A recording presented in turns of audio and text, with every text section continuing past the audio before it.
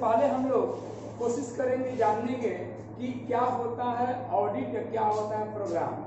Audit जो books of accounts को check करते हैं उसे ऑडिटिंग कहते हैं, और जो पहले उसके प्लान करते हैं उसको हम लोग बोलते हैं प्रोग्राम। यानी किसी भी कंपनी के ऑडिट करने से पहले हम लोग को ऑडिट प्रोग्राम करना होता है, और ऑडिट प्रोग्राम मीन्स होता है set of instruction is called programme. यानी सारे इंस्ट्रक्शन जितने हमारे पास वर्क है वो सारे को एक सीरियली वाइज रख लेते हैं, उसको बोलते हैं प्रोग्रामिंग। उसी के आधार पर हम लोग प्रोग्राम करते हैं। बट यहाँ पर है कि क्या क्या फायदे हैं ऑडिट प्रोग्राम का, क्या क्या फायदे हैं। जब कोई भी काम करने से पहले आप प्लानिंग करते हैं उसका बहुत सारे फायदा आपको मिलता है। तो आइए हम लोग फायदा देखने की कोशिश करते हैं। Advantage of the audit program, अंकेक्षण कार्यक्रम के लाभ। यानी अगर आप कहीं ऑडिट करने जा रहे हैं, किसी भी कंपनी का ऑडिट करने जा रहे हैं, कंपनी किस चीज का है, उसका नेचर क्या है, इसका रूल्स क्या है, इसका रेगुलेशन क्या है,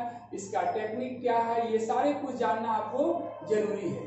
तो आइए हम लोग जानने की कोशिश करते हैं। फर्स्ट, योग्यता के आधार पर कार्य का विभाजन। यानी जब हम लोग ऑडिट करने जाते हैं तो एक टीम होती है, और जब टीम रहती है तो उस टीम को किस व्यक्ति को, किस ऑडिटर को किस जगह पर लगाना है वो योग्यता के आधार पर।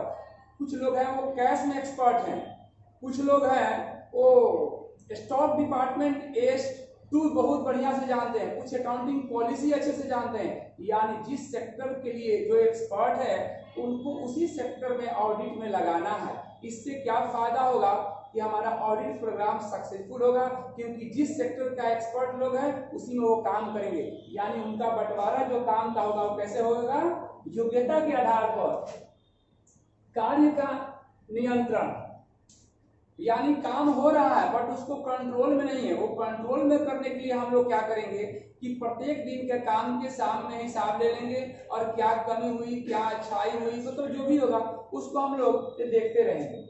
उत्तरदायित्व का निर्धारण, डिटर्मिनेशन ऑफ रिस्पॉन्सिबिलिटी। यानी जिस व्यक्ति को जो काम दिया गया है उसका रिस्पॉन्सिबिलिटी को भी चेक करना इंपॉर्टेंट है। ये नहीं कि उनको दे दिए, वो कर लिए होंगे, वो अच्छा ही किए होंगे, वो जरूरी नहीं है। हमारे टीम का वर्क है उसको अच्छे से चेक करना। कर्मचारियों की कार्य क्षमता में वृद्धि, increase in the efficiency of the employ. हम अपने एम्प्लॉय को, अपने टीम में जितने भी एम्प्लॉय रखे हैं, जितने पार्टनर रखे हैं, सबका बढ़े एफिशिएंसी। हम लोग यही चाहते हैं। कैसे बढ़ेगा एफिशिएंसी? तभी बढ़ेगा जब उनका हम लोग मनोबल यानी उनका मोरलिटी को हाई करेंगे। मोरलिटी तभी हाई होगा जब उनको अच्छे से ट्रेनिंग देंगे और काम को बताएंगे, काम करके खुश होंगे, उनका हम लोग पेमेंट बढ़ाएंगे। और पेमेंट तभी बढ़ा सकते हैं जो अच्छे काम करेंगे। अच्छे काम तभी कर सकते हैं जब उनको हम लोग टेक्निक देंगे, टेक्नोलॉजी देंगे। और आज की डेट में कंप्यूटराइज सिस्टम है, हम बोल दे रजिस्टर में दिन भर ऑडिट करते रहिए, लिखते रहिए, तो वो व्यक्ति करेंगे, अच्छे काम करेंगे, बट टाइम के अंदर नहीं कर पाएंगे। निष्पादित कार्य का मूल्यांकन, evaluation of the work performance. यानी हमारे संस्था में जो भी वर्क करने वाले हैं उनका परफॉर्मेंस चेक करना। परफॉर्मेंस कैसे चेक करते हैं? काम सब लोग कर रहा है लेकिन टाइम के अंदर में कैसे हम बताते हैं कि आपको हम पढ़ा रहे हैं, आप बना लेते हैं टेस्ट में क्वेश्चन, लेकिन टाइम के अंदर नहीं बनाते हैं, वो अच्छी बात नहीं है। एग्जाम में जो कंपटीशन में 100 क्वेश्चन को 1 घंटा में बनाना होता है, वो मैक्सिमम लोग घर पर आके 90% बनाते हैं, लेकिन वहाँ 50% ही एक्यूरेसी पर नहीं बना पाते हैं, तो वो रिजल्ट नहीं होता। इसीलिए टाइम बॉन्डिंग के अंतर्गत काम के क्वालिटी के साथ साथ काम करना होगा। समय की बचत, देखिए जब हम लोग कोई भी प्रोग्राम, ऑडिट प्रोग्राम हो या प्लानिंग हो, पहले कर लेते हैं तो वो टाइम के अंदर होता है। क्यों? क्योंकि पहले लिखा हुआ है कितने समय में ये काम को और कितने लोगों के द्वारा करना है।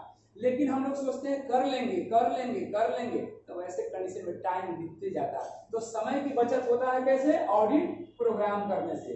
कार्य परिवर्तन की सुविधा, कार्य परिवर्तन मीन्स की जो ऑडिट प्रोग्राम में आपको 5 वर्क है, 10 वर्क है, जितने भी आपका फंक्शन है, एक किए टाइम खत्म, दूसरा खत्म हुआ टाइम तीसरा। इस तरीका से आप अपने काम को दूसरे काम में बदल सकते हैं, यानी एक काम खत्म करके दूसरे काम में जा सकते हैं। कार्य में एकरूपता होना, यानी जो भी ऑडिट प्रोग्राम आप बनाए हैं उसके अंतर्गत जो भी काम होना चाहिए वो कैसा होना चाहिए? एक रूपता होना चाहिए, एक जैसा। ये नहीं कि एक एसेट का डेप्रिसिएशन फिक्स का 10%, एक का 20%, यानी एक नेचर का जितने भी एसेट्स है उसका जो भी टाइम निर्धारण हुआ है उसमें एक रूपता होना चाहिए, एक मेथड, एक रूल्स, एक डिसिप्लिन और एक तरीके के कॉलम बनना चाहिए, लेजर, ट्रायल बैलेंस, खाते, ये सारा कुछ एक जैसा होना चाहिए। इसको बोलते हैं हम लोग यूनिफॉर्मिटी इन द वर्क, यानी हमारा कार्य का एक रूपता होना बहुत जरूरी है। निरीक्षण लागत में कमी, ये निरीक्षण लागत क्या होता है? Supervision cost. ये सुपरविजन कॉस्ट क्या होता है?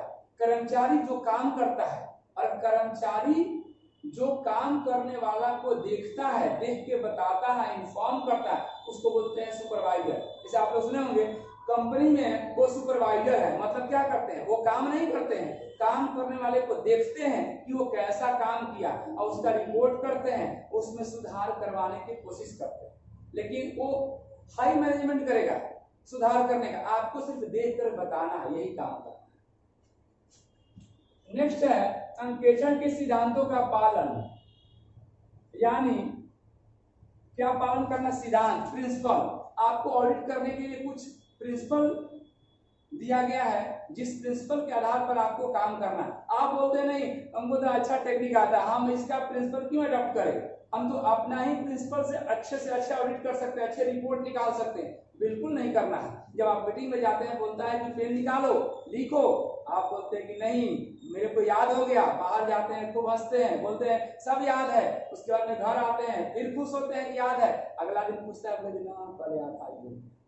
इसलिए ऐसा नहीं होना चाहिए। जो प्रिंसिपल दिया हुआ है इसको आपको अडॉप्ट करना है।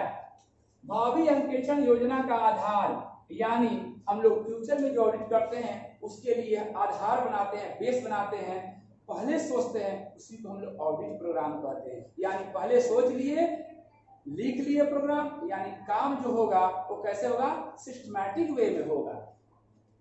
Division of the scope of audit and accounting, यानी अंकेक्षण तथा लेखा कार्यक्रम के कार्य क्षेत्र का बंटवारा।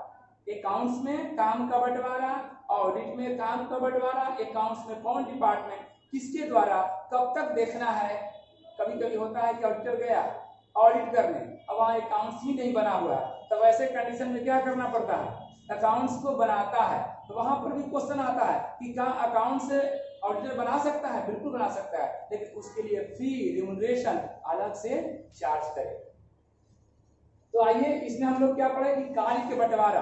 अगर हम आपको काम बांट देते हैं, अलग अलग तक करना आसान है, लेकिन ऐसा बोले कि आप लोग सब मिल करके और काम कीजिए, इतना काम कर लीजिए, तो आप उधर सो जाइएगा, आप उधर बैठ जाएंगे, बोलेंगे वो कर ही रहा है ना, तो वैसे कंडीशन में अच्छा नहीं हो पाता, यानी प्रोग्राम सेट नहीं हो पाता। इसीलिए ऑडिट प्रोग्राम बनाया गया है कि टाइम के अंदर में हमारा काम अच्छे से अच्छे हो सके, जिससे हमारा परफॉर्मेंस, हमारा स्थिति, हमारा गुडविल बन सके। यानी किसी भी संस्था का गुडविल उसका रेपुटेशन से बनता है, न कि उसका क्वांटिटी से बनता है। दैनिक प्रगति की जानकारी, knowledge of the daily progress. आपको अभी क्या बता रहे थे कि आप डेली प्रोग्रेस कीजिए, हर दिन भर काम कीजिए और शाम में सोचिए मैंने क्या किया, और उसके बाद में कल क्या करना है। एक छोटा सा डायरी रखिए और उस पर लिखिए कि कल मुझे किस टाइम में, कितने टाइम में क्या क्या करना है, वो सारे लिख लीजिए। फिर कल चेक कीजिए शाम में कि क्या मैंने जो लिखा वो काम पूरा किया या नहीं किया। नेक्स्ट है न्यायालय में साक्षी, proof of the court of law. यानी आप जो प्रोग्राम बनाए हैं उसके अनुसार काम किए हैं, तो कोर्ट में भी आप पेश कर सकते हैं कि नहीं, कोई भी कंडीशन आया कि आपने ऑडिट किया, इसमें ये गड़बड़ियां पाया गया, तो आप सारा प्लान दिखा सकते हैं, सारा एडवांटेज दिखा सकते हैं कि हम सारे प्लान से किए हैं, हमारे में कोई गड़बड़ी हो ही नहीं सकता, क्योंकि डेली, मंथली, वीकली सारा कुछ चेकिंग करने का मेरे पास साधन है और सारा साधन के अंतर्गत मैंने काम किया है। नेक्स्ट है अंकेक्षण प्रतिवेदन तैयार करने में सहायक, helpful in the preparation of audit report. हम लोग जब ऑडिट करते हैं तो लास्ट में एक रिपोर्ट तैयार करते हैं। वो रिपोर्ट क्या होता है? जितने काम किए हैं ऑडिट में, stock department, cash department, purchase department, sale department, purchase return department, sales return department, वो सारे डिपार्टमेंट के काम किया हुआ एक रिपोर्ट बनाना होता है कि एज ए ऑडिटर आपने क्या सही पाया, क्या गलत पाया, क्या अच्छा लगा, क्या बुरा लगा, आपको कैसा रिपोर्ट मिला, कैसा एविडेंस मिला। एविडेंस मतलब होता है साक्ष्य, उसका प्रूफ, जो जो प्रूफ आपको मिला वो सारे प्रूफ को आपको दिखाना होगा। उस प्रूफ के अंतर्गत जो जो लिखा हुआ है डाटा, उसी के आधार पर आपको ऑडिट करना होगा, क्योंकि ऑडिट का मेन होता है एविडेंस। आपको हम मटेरियल देंगे खराब तो आप अच्छे क्वालिटी के गुड्स बना सकते हैं क्या? कभी नहीं। इसीलिए हमारे पास जैसा एविडेंस रहेगा वैसा ही हम उसका प्रूफ देंगे, वैसा रिपोर्ट बनाएंगे। यानी हम लोग पढ़े थे कि रिपोर्ट कितने तरह के होते हैं। एक क्लीन रिपोर्ट, जब पूरे खुश है ऑडिटर, सारा एविडेंस है, क्लीन रिपोर्ट। अगर कुछ उसमें सस्पिशन है तो डिस्क्लेमर ऑफ ओपिनियन। अगर गुस्सा हो गया, बोला कि रिपोर्ट डेटर का क्रेडिटर का सही से नहीं दे रहा है, तो वैसे कंडीशन में नेगेटिव रिपोर्ट होता है। तो ये सब रिपोर्ट होता है। रिपोर्ट कब बनता है? लास्ट में। चलिए, वीडियो देखने के लिए धन्यवाद।